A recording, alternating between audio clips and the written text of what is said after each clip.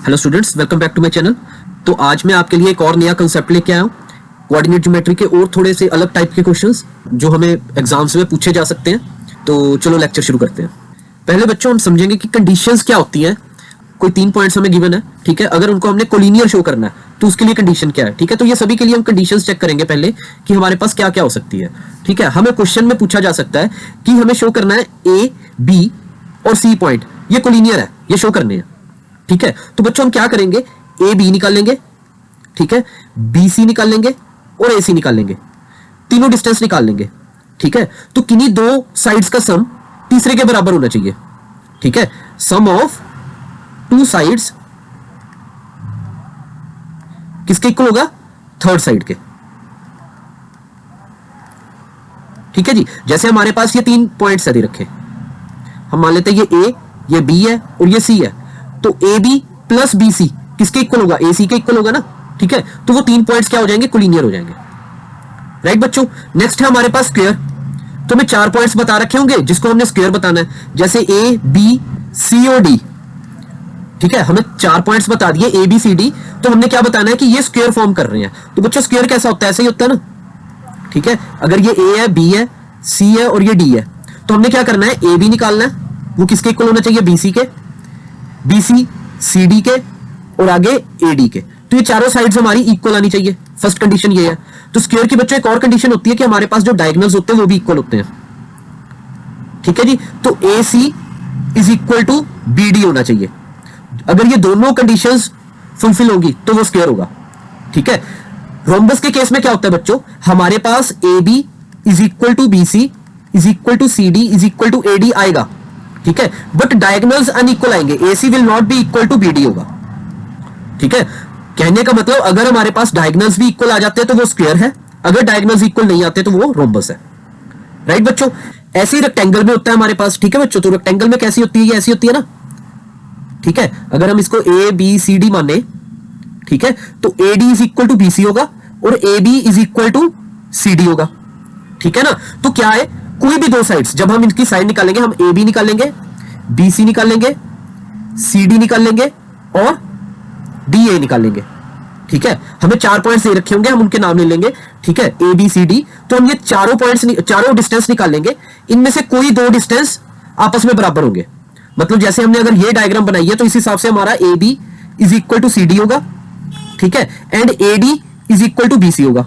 Third हमारे पास क्या कंडीशन होती है इसकी, कि हमारे पास डायगोनल्स भी इक्वल होते हैं। तो बच्चों वो डायगोनल्स कैसे बनेंगे, ए सी और बी डी, ठीक है जी। ए सी और बी डी से हमारे पास डायगोनल बनेगा, ये भी इक्वल आना चाहिए।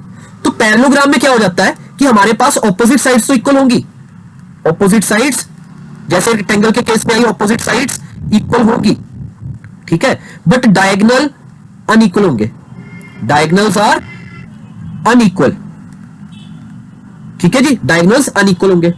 तो जैसे स्क्वायर में था, अगर डायगोनल्स इक्वल है तो स्क्वायर है, अगर डायगोनल्स अनइक्वल है तो वो रोम्बस है।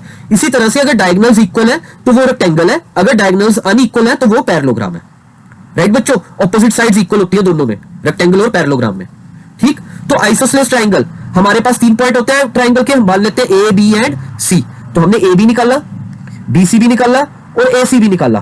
तो अगर इन दोनों में से कोई भी दो साइड्स इक्वल होंगी, तीनों में से, तो अगर इन तीनों में से कोई भी दो साइड्स इक्वल होंगी तो वो हमारा होगा आइसोसेलेस ट्रायंगल, ठीक है। तो हम कह सकते हैं if two sides are equal, two sides are equal, तो वो क्या होगा, हमारा आइसोसेलेस ट्रायंगल होगा। इसी तरह से राइट एंगल्ड ट्रायंगल में क्या होगा, हमारे पास राइट एंगल ट्रायंगल ऐसे होता है, ठीक है। तो हम ए बी सी कोई भी हमें पॉइंट दे रखे हैं, हमने ए बी निकालना है, फिर उसके बाद ए बी स्क्वायर निकालना है, फिर बी सी निकालना है, उसका स्क्वायर निकालना है, फिर ए सी निकालना है, उसका भी स्क्वायर निकालना है, ठीक है। तो इसमें क्या होना चाहिए, पाइथागोरस थ्योरम जो है वो अप्लाई होनी चाहिए, ठीक है। वो क्या होती है, स्क्वायर ऑफ टू साइड्स, दो साइड्स का स्क्वायर होगा, जो सम होगा उनका, sum of square of two sides is equal to square of third side, third side, ठीक है जी। जैसे ये वाली हमने डायग्राम बनाई है, इस डायग्राम के अकॉर्डिंगली क्या होगा, A C square will be equal to A B square plus B C square होगा, ठीक है। तो इक्विलेटरल ट्रायंगल क्या होती है, जिसमें तीनों साइड्स बराबर होती है। हम ए बी निकाल लेंगे, वो बी सी के इक्वल होनी चाहिए और ए सी के भी इक्वल होनी चाहिए। अगर तीनों साइड्स इक्वल है तो वो क्या है, एक इक्विलेटरल ट्राइंगल है। ठीक है बच्चों, तो ये सारी चीजें आपको यूज हो सकती हैं जो आप क्वेश्चंस निकालोगे उनमें, हमें प्रूव करने के लिए आ सकता है ऐसा क्वेश्चन। ठीक है, तो हम एक दो एग्जांपल्स करके देखते हैं इसकी। जैसे हमें ये क्वेश्चन दे रखा है, prove that the points 6, 9, 0, 1 and -6, -7 are collinear. हमने कोलिनियर शो करने हैं। ठीक है बच्चों, तो हम पहले अज्यूम कर लेते हैं कि ये ए पॉइंट है, ये बी है, ये सी है। आप लोगों ने प्रॉपर इलैबोरेट करके लिखना है। ठीक है, हम अज्यूम कर रहे हैं ए पॉइंट ये है, बी और ये सी। ठीक है, तो कोलिनियर की कंडीशन क्या थी, हम ए बी निकालेंगे सबसे पहले। ए बी निकालेंगे तो क्या होता है, under the root of x2 - x1 का होल स्क्वायर, 0 - 6 का होल स्क्वायर। ए बी निकाल रहे हैं ना, तो 0 - 6 होल स्क्वायर, यहां पे 1 - 9 होल स्क्वायर, 1 - 9 होल स्क्वायर। तो ये क्या बन जाएगा, अंडर द रूट ऑफ -6 का होल स्क्वायर प्लस 1 - 9 -8 का होल स्क्वायर। ठीक है बच्चों, तो ये बन रहा है हमारे पास 36 प्लस 64 अंडर द रूट में, तो ये आ गया हमारे पास 100 अंडर द रूट। ठीक है, तो 10 आ गया आंसर इसका। तो 10 यूनिट्स आ गए हमारे पास ए बी का आंसर। ठीक है, सिमिलरली हम अब बीसी निकालेंगे, तो बीसी क्या होगा, -6 - 0 का होल स्क्वायर, ठीक है, प्लस -7 - 1 का होल स्क्वायर। ठीक है जी, तो ये भी क्या बन रहा है, -6 - 0 -6 आ रहा है। ठीक है, -6 का होल स्क्वायर प्लस -8 का होल स्क्वायर। राइट बच्चों, यही बना ना, तो बन गया फिर से 36 प्लस 64, तो अंडर द रूट 100 आ गया, इज इक्वल टू 10 यूनिट्स आ गया ये भी। ठीक है, अब हम ए सी निकालेंगे, तो ए सी बच्चों क्या होगा, -6 का होल स्क्वायर, ऐसे बनेगा ना, यहां पे -6 है और ये भी 6 है, तो ये -6 हो जाएगा, प्लस -7 - 9 का whole square under the root, यही बनेगा। तो -6 और -6 कितने हो गए, -12 होल स्क्वायर, प्लस -7 और -9 कितने हो गए, -16 होल स्क्वायर। ठीक है जी, तो 12 का होल स्क्वायर हमारे पास आ जाता है 144 प्लस 16 का होल स्क्वायर होता है 256। ये पॉजिटिव में आएंगे क्योंकि स्क्वायर ले लिया हमने। ठीक है ना, तो बच्चों अगर इसको हम ऐड करें तो ये हमारे पास आ जाता है अंडर द रूट 400। तो अंडर द रूट 400 किसके इक्वल होता है, 20 यूनिट्स। 20 यूनिट्स आ गए। अब देखो, अगर हम देखें तो हमारे पास A B plus B C is equal to A C आ रहा है, तो हमारे पास क्या बना, ये एबीसी जो है वो कोलिनियर है। ठीक है, बट हमें क्वेश्चन में एबीसी पॉइंट नहीं बता रखे थे, हमें कोऑर्डिनेट्स बता रखे, तो हम क्या लिखेंगे, देयरफॉर 6, 9, दूसरा पॉइंट है 0, 1 एंड -6, -7 आर कोलिनियर। ठीक है बच्चों, तो ये हमारा आंसर बना, तो हमने प्रूव कर दिया ये। नेक्स्ट क्वेश्चन देखते हैं हम। तो बच्चों ये क्वेश्चन है, शो दैट द 3 पॉइंट्स, ये हमें 3 पॉइंट्स दे रखे हैं, these are vertices of an equilateral triangle। तो इक्विलेटरल ट्राइंगल कैसा होता है हमारे पास, अगर हम इनको ए बी सी मान ले फिर से, ठीक है, तो हमारे पास A B is equal to B C is equal to A C आना चाहिए। राइट, तो हम पहले ए बी निकालते हैं। ए बी हमारे पास क्या होगा, under the root of -a का होल स्क्वायर, ऐसे ही होगा जी, ये माइनस है माइनस ए का होल स्क्वायर। ठीक है, अगेन वाई क्या होगा, -a का होल स्क्वायर, यही आएगा। तो दोनों बन गए -2a whole square plus -2a whole square. ठीक है, तो ये बन गया 4a square plus 4a square. Right बच्चों, तो हमारे पास आ रहा है 8a square under the root.